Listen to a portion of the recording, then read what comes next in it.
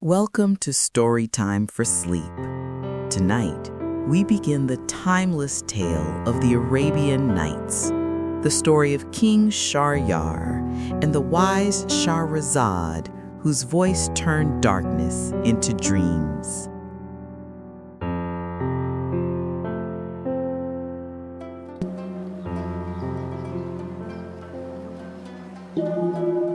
It is related, but God knows and sees best, what lies hidden in the old accounts of bygone peoples and times, that long ago, during the time of the Sassanid dynasty, in the peninsulas of India and Indochina, there lived two kings who were brothers. The older brother was named Shahrayar, the younger Shahzaman. The older, Shahrayar, was a towering knight and a daring champion, invincible, energetic, and implacable. His power reached the remotest corners of the land and its people, so that the country was loyal to him, and his subjects obeyed him. Shahrayar himself lived and ruled in India and Indochina, while to his brother he gave the land of Samarkand to rule as king. 10 years went by, when one day Shahrayar felt a longing for his brother the king, summoned his Vizier, who had two daughters, one called Shahrazad, the other Dinarzad, and bade him go to his brother. Having made preparations, the Vizier journeyed day and night until he reached Samarkand. When Shahzaman heard of the Vizier's arrival, he went out with his retainers to meet him. He dismounted, embraced him, and asked him for news from his older brother, Shahrayar. The Vizier replied that he was well, and that he had sent him to request his brother to visit him. Shahzaman complied with his brother's request, and proceeded to make preparations for the journey. In the meantime, he had the Vizier camp on the outskirts of the city and took care of his needs. He sent him what he required of food and fodder, slaughtered many sheep in his honor, and provided him with money and supplies, as well as many horses and camels.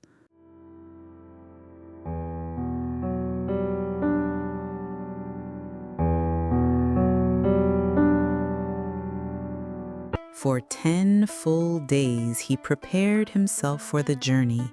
Then he appointed a chamberlain in his place and left the city to spend the night in his tent near the Vizier.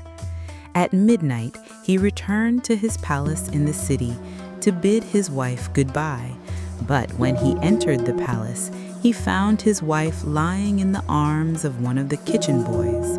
When he saw them, the world turned dark before his eyes, and shaking his head, he said to himself, "I am still here, and this is what she has done when I was barely outside the city.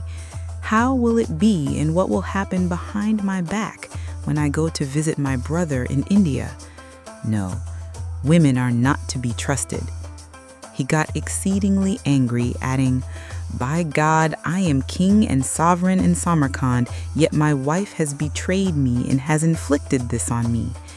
As his anger boiled, he drew his sword and struck both his wife and the cook. Then he dragged them by the heels and threw them from the top of the palace to the trench below. He then left the city, and going to the Vizier, ordered that they depart that very hour. The drum was struck, and they set out on their journey, while Shahzaman's heart was on fire because of what his wife had done to him and how she had betrayed him with some cook, some kitchen boy. They journeyed hurriedly, day and night, through deserts and wilds, until they reached the land of King Shahrayar, who had gone out to receive them. When Shahrayar met them, he embraced his brother, showed him favors, and treated him generously. He offered him quarters in a palace adjoining his own, for King Shahrayar had built 2 beautiful towering palaces in his garden, one for the guests, the other for the women and members of his household. he gave the guest house to his brother, Shahzaman, after the attendants had gone to scrub it, dry it, furnish it, and open its windows, which overlooked the garden. Thereafter, Shahzaman would spend the whole day at his brother's, return at night to sleep at the palace, then go back to his brother the next morning. But whenever he found himself alone and thought of his ordeal with his wife, he would sigh deeply, then stifle his grief and say, "Alas, that this great misfortune should have happened to one in my position." Then he would fret with anxiety, his spirit would sag, and he would say, "None has seen what I have seen." In his depression, he ate less and less, grew pale, and his health deteriorated. He neglected everything, wasted away, and looked ill. When King Shahrayar looked at his brother and saw how day after day he lost weight and grew thin, pale, ashen, and sickly, he thought that this was because of his expatriation and homesickness for his country and his family, and he said to himself, "My brother is not happy here. I should prepare a goodly gift for him and send him home." For a month he gathered gifts for his brother. Then he invited him to see him and said, "Brother, I would like you to know that I intend to go hunting and pursue the roaming deer for 10 days. Then I shall return to prepare you for your journey home. Would you like to go hunting with me?" Shahzaman replied, "Brother, I feel distracted and depressed. Leave me here and go with God's blessing and help." When he heard his brother, he thought that his dejection was because of his homesickness for his country. Not wishing to coerce him, he left him behind and set out with his retainers and men. When they entered the wilderness, he deployed his men in a circle to begin trapping and hunting.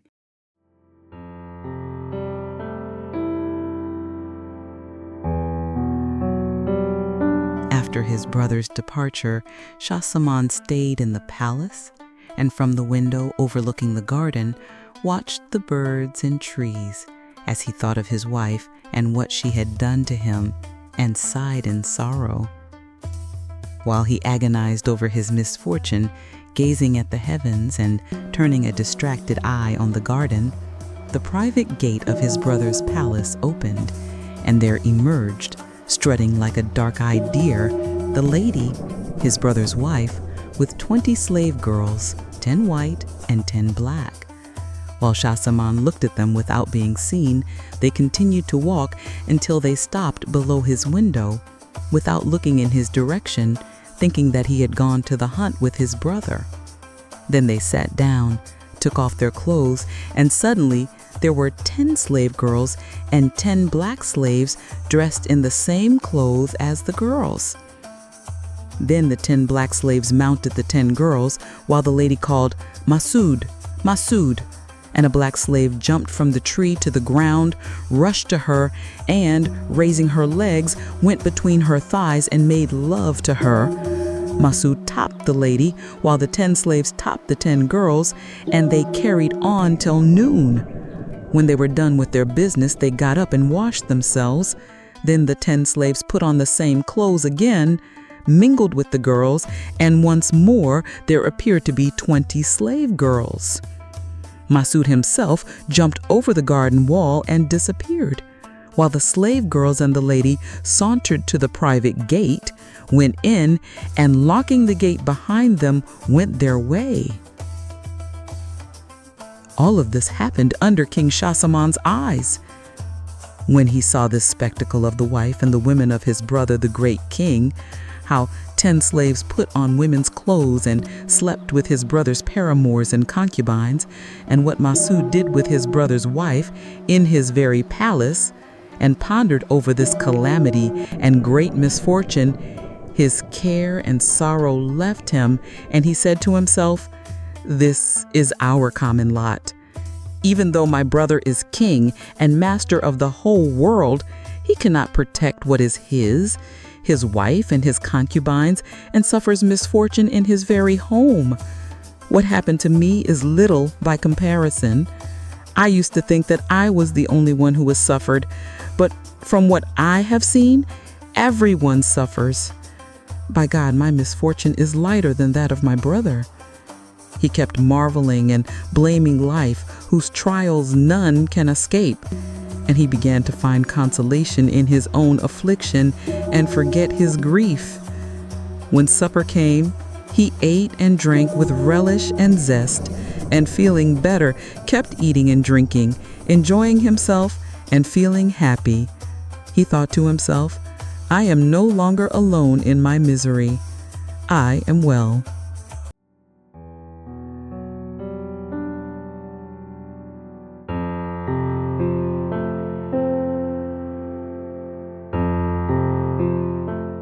For 10 days he continued to enjoy his food and drink, and when his brother, King Shahrayar, came back from the hunt, he met him happily, treated him attentively, and greeted him cheerfully. His brother, King Shahrayar, who had missed him, said, "By God, brother, I missed you on this trip and wished you were with me." Shahzaman thanked him and sat down to carouse with him, and when night fell and food was brought before them, the two ate and drank, and again Shahzaman ate and drank with zest. As time went by, he continued to eat and drink with appetite, and became light-hearted and carefree.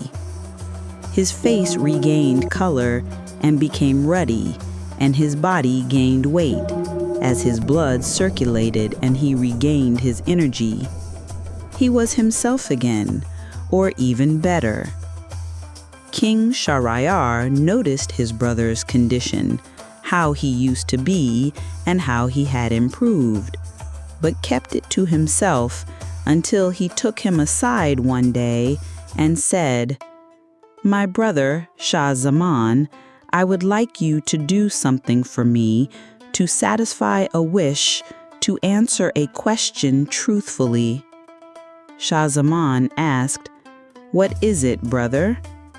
He replied, "When you first came to stay with me, I noticed that you kept losing weight day after day until your looks changed, your health deteriorated, and your energy sagged. As you continued like this, I thought that what ailed you was your homesickness for your family and your country. But even though I kept noticing that you were wasting away and looking ill, I refrained from questioning you and hid my feelings from you. Then I went hunting, and when I came back, I found that you had recovered and had regained your health. Now I want you to tell me everything and to explain the cause of your deterioration and the cause of your subsequent recovery without hiding anything from me."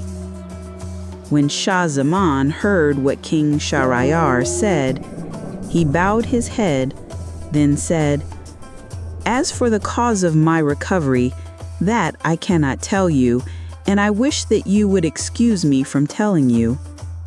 The king was greatly astonished at his brother's reply, and burning with curiosity said, "You must tell me, for now at least explain the first cause." Then Shahzaman related to his brother what happened to him with his own wife on the night of his departure from beginning to end, and concluded, "Thus all the while I was with you, great king, whenever I thought of the event and the misfortune that had befallen me, I felt troubled and careworn and unhappy, and my health deteriorated. This, then, is the cause." Then he grew silent. When King Shahrayar heard his brother's explanation, he shook his head, greatly amazed at the deceit of women, and prayed to God to protect him from their wickedness, saying, "Brother, you were fortunate in killing your wife and her lover, who gave you good reason to feel troubled, careworn, and ill. In my opinion, what happened to you has never happened to anyone else. By God, had I been in your place, I would have killed at least 100 or even 1,000 women. I would have been furious. I would have gone mad. Now praise be to God, who has delivered you from sorrow and distress. But tell me, what has caused you to forget your sorrow and regain your health?" Shahzaman replied, "King, I wish that for God's sake you would excuse me from telling you." Shahrayar said, "You must." Shahzaman replied, "I fear that you will feel even more troubled and careworn than I."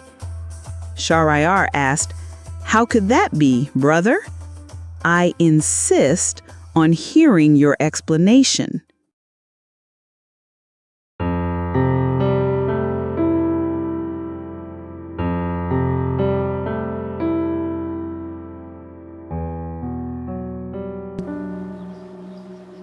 Shahzaman then told him about what he had seen from the palace window and the calamity in his very home, how 10 slaves, dressed like women, were sleeping with his women and concubines day and night. He told him everything from beginning to end, but there is no point in repeating that. Then he concluded, "When I saw your own misfortune, I felt better and said to myself, 'My brother is king of the world, yet such a misfortune has happened to him and in his very home.' As a result, I forgot my care and sorrow, relaxed, and began to eat and drink. This is the cause of my cheer and good spirits." When King Shahrayar heard what his brother said and found out what had happened to him, he was furious and his blood boiled. He said, "Brother, I can't believe what you say unless I see it with my own eyes." When Shahzaman saw that his brother was in a rage, he said to him, "If you do not believe me, unless you see your misfortune with your own eyes, announce that you plan to go hunting. Then you and I shall set out with your troops, and when we get outside the city, we shall leave our tents and camp with the men behind. Enter the city secretly and go together to your palace. Then the next morning you can see with your own eyes." King Shahrayar realized that his brother had a good plan and ordered his army to prepare for the trip. He spent the night with his brother, and when God's morning broke, the two rode out of the city with their army, preceded by the camp attendants, who had gone to drive the poles and pitch the tents where the king and his army were to camp. At nightfall, King Shahrayar summoned his chief chamberlain and bade him take his place. He entrusted him with the army and ordered that for 3 days no one was to enter the city. Then he and his brother disguised themselves and entered the city in the dark. They went directly to the palace where Shahzaman resided and slept there till morning. When they awoke, they sat at the palace window, watching the garden and chatting until the light broke, the day dawned, and the sun rose. As they watched, the private gate opened, and there emerged, as usual, the wife of King Shahrayar, walking among 20 slave girls. They made their way under the trees until they stood below the palace window where the two kings sat.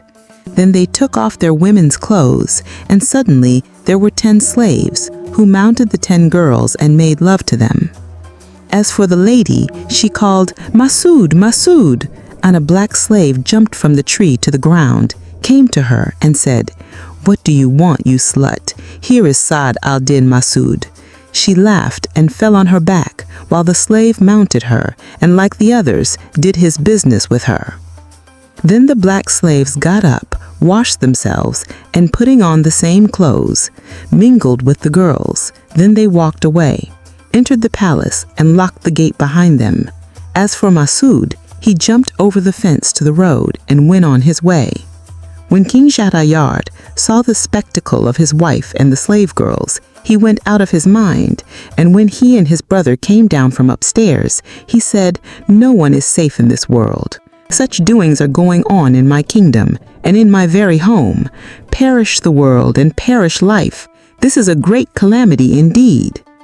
Then he turned to his brother and asked, "Would you like to follow me in what I shall do?"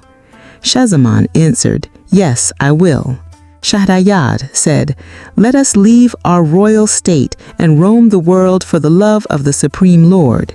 If we should find one whose misfortune is greater than our own, we shall return. Otherwise, we shall continue to journey through the land without need for the trappings of royalty." Shahzaman replied, "This is an excellent idea. I shall follow you."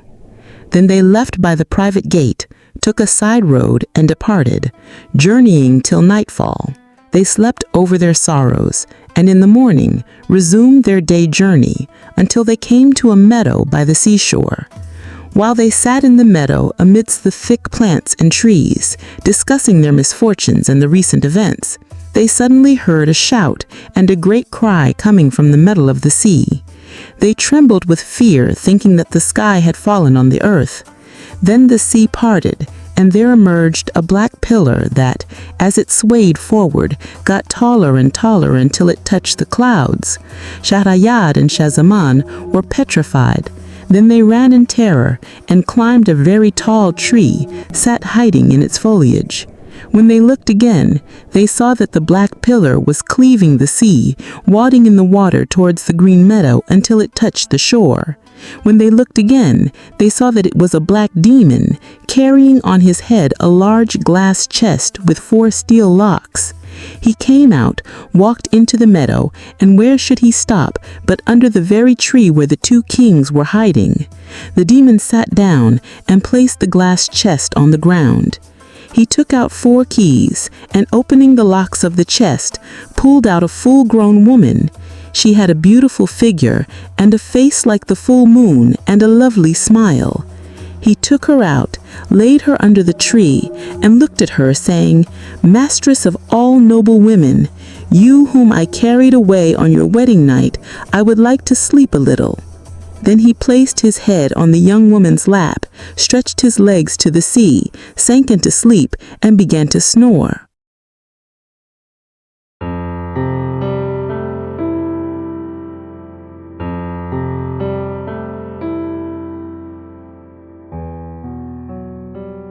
Meanwhile, the woman looked up at the tree and, turning her head by chance, saw King Shahrayar and King Shahzaman.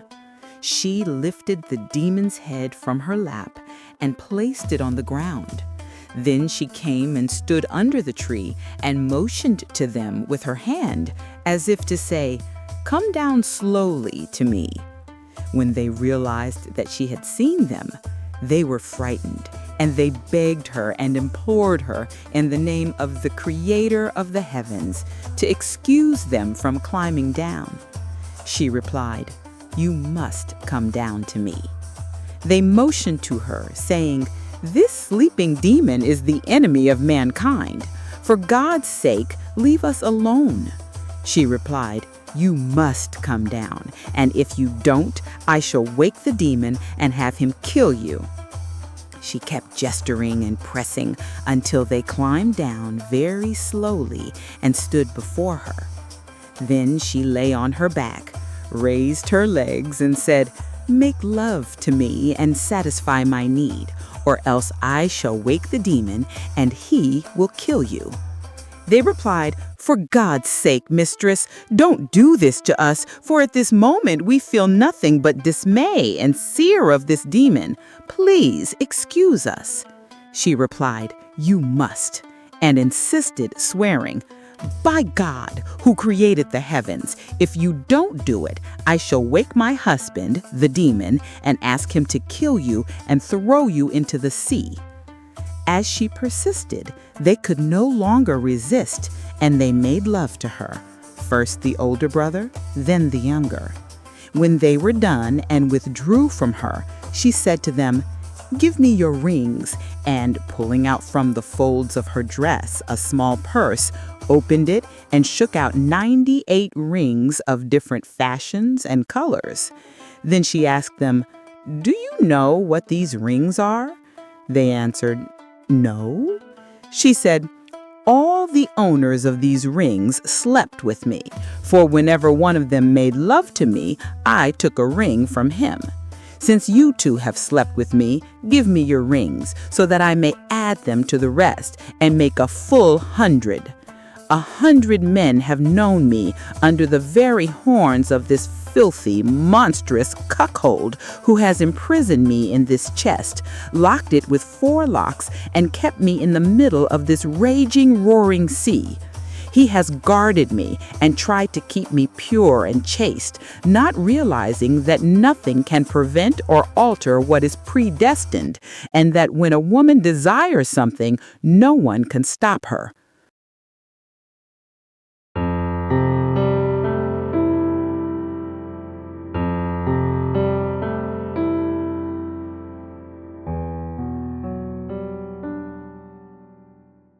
When Shahrayar and Shahzaman heard what the young woman said, they were greatly amazed, danced with joy, and said, O God, there is no power and no strength save in God the Almighty, the Magnificent.